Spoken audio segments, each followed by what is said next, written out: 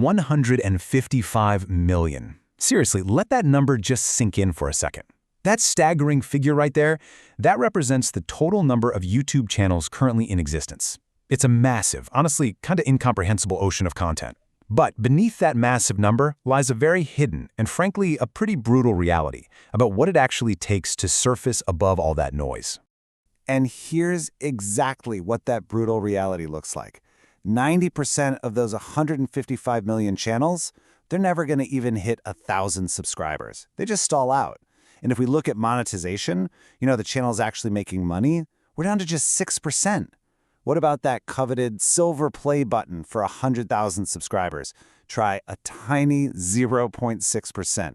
And to hit that legendary 1 million subscriber mark, you're looking at less than 0.05%. That's literally just 1 in 1,000 channels. So, looking at those numbers, if you're an aspiring creator, you might be feeling a little, demotivated right now. But hold on, because we have to ask this really harsh, unavoidable question. Why? Why will 99% of them never grow? What is this invisible barrier stopping them? Because the truth is, the algorithm treats every single new channel exactly the same. The heavy hitters? They started from zero, just like everyone else. Well, welcome to The Explainer. Today, we are going to completely deconstruct the source material to reveal the exact framework, the psychological shifts, and the mechanical strategies that actually separate the successful 1% of creators from the 99% who fail. We're mapping out the exact blueprint to take you from a harsh reality check all the way to tangible results. Okay, let's dive into this. Here's our roadmap. We're going to start with the 99% reality check, uncover the fake progress trap, shift into the mindsets of the 1%, cover smart execution and tools, and finally, wrap up with the golden 80-20 growth rule. All right, moving right into sections 1 and 2, the reality check and fake progress. So, it almost always starts on day 1, with incredibly high, maybe a little naive expectations. You think, hey, I just need to record, upload, get one viral video, hit my 4,000 watch hours, and boom, the money rolls in, right? But by month 1, reality hits hard. The views just aren't there, and the effort to make a genuinely good video is way higher than you thought. By month 3, you hit what's known as the Valley of Despair and start desperately searching for quick hacks. And by year 1, this is where 99% of people simply quit, all because their reality didn't match those initial expectations. But for the few who don't quit, a sneaky new danger pops up: the fake progress trap. You start binge-watching how to grow on YouTube videos. Your brain gets this little dopamine hit, making it feel like you're working, but you're actually just endlessly scrolling without applying a single thing. The source heavily warns about these red flags. Creators selling you easy fixes, telling you changing one setting will make you go viral, or worse, pushing sketchy shortcuts like buying views. Instead, you need to look for the green flags, applying tiny 1% improvements to every single video and actually studying your specific niche's data. Which brings us to section 3, mindsets of the 1%. Okay, so here are the foundational pillars of that 1% mindset. First, you've got to set realistic, low expectations. When you expect the journey to be a marathon, you actually celebrate the small wins instead of suffering constant disappointment. Second, don't quit early. Patience is literally your ultimate leverage here. Third, like we just talked about, apply what you learn immediately. Don't just consume. Fourth, tightly curate your advice. Ignore the easy fix gurus completely. And fifth, and I know this sounds a bit counterintuitive, but stop trying to be entirely unique right out of the gate. We'll touch more on that in a sec. And this brilliantly illustrates that point.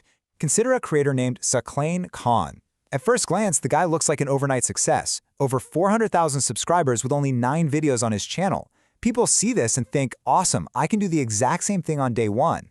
But what they don't see are the 500 plus videos he made on a previous, hidden channel.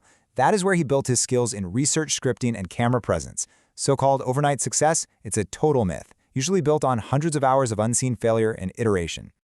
So, circling back to that point about not trying to be unique, the source emphasizes this awesome concept called steal like an artist. Look, as a beginner, if you try a totally unique format, a unique editing style, and a wild new thumbnail, you have absolutely zero data proving any of it works.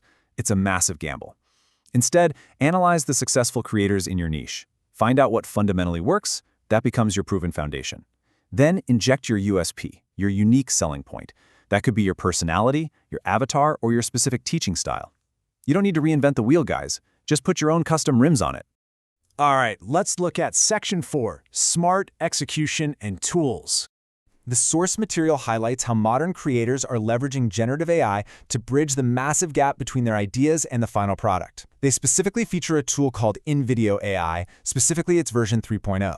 And the workflow here is surprisingly simple. Step 1, you select the generative model. Step 2, you input a detailed text prompt, say asking for a 1-minute animated film about a leaf falling from a tree. And Step 3, the AI goes to work and generates a full, ready-to-publish video complete with a script, voiceover, and visuals. And then you can just jump right in and edit it using simple text commands. So, the absolute crucial takeaway here is how tools like this act as massive production accelerators, especially for solo creators. Instead of dropping hundreds of dollars and wasting hours hunting for the perfect assets, you can swap out scenes with stock footage instantly, customize the generated scripts to perfectly fit your tone, and even clone your own voice and translate it into over 50 languages. It's really all about efficiently removing those huge bottlenecks that usually cause 99% of creators to burn out and quit in their very first year. And finally, we arrive at Section 5, the 80-20 growth rule. Now, what's really interesting about this slide is the sheer disproportion of effort versus reward. The 80-20 rule, also known as the Pareto principle, basically states that 80% of your results come from just 20% of your efforts. Think about it.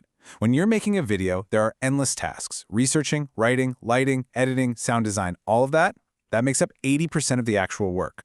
But the true heavy lifting, the magical 20% that brings in 80% of the views, comes down to a very specific set of actions. And here is that crucial 20%.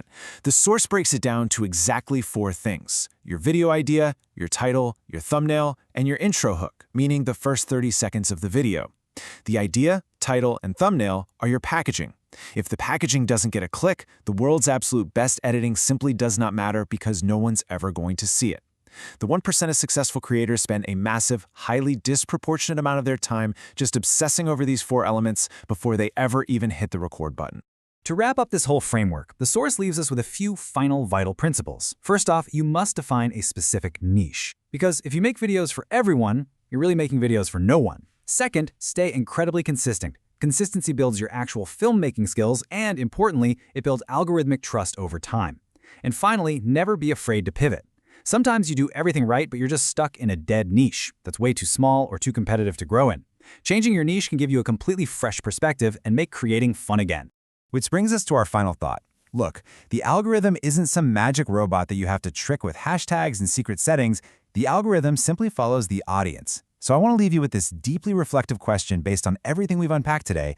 Are you making videos trying to please an algorithm, or are you actually making content that serves a specific audience? Because the 1%ers, they always choose the audience. Think about that and keep learning.